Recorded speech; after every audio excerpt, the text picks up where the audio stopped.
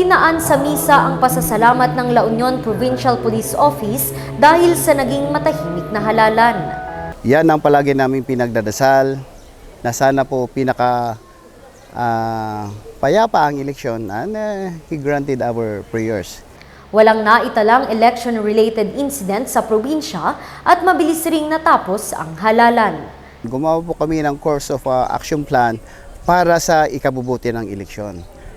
And true enough na nagsama-sama po kami, tingnan nyo anong naging resulta. With the help of our advocacy groups, volunteers, COMELEC, lahat nagtulong-tulong kami.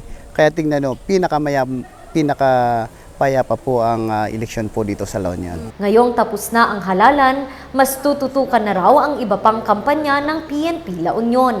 Isa na rito ang gyera kontra sa mga komunistang grupo. Well, sa amin monitor namin kung may gumagalaw dito sa kung may mga NPA nagre-recruit dito sa La Union, beware. Hindi namin kayo tatantanan at hindi kami takot sa inyo. At para mapalakas ang puwersa, tuloy-tuloy ang recruitment ng mga bagong pulis. So sa males natin ay 526 ang nag-apply. So out of that, 80 lang ang kukunin natin. Meron tayong almost 520 na applicants din for the females. Then yung nag-take ng BMI is 428.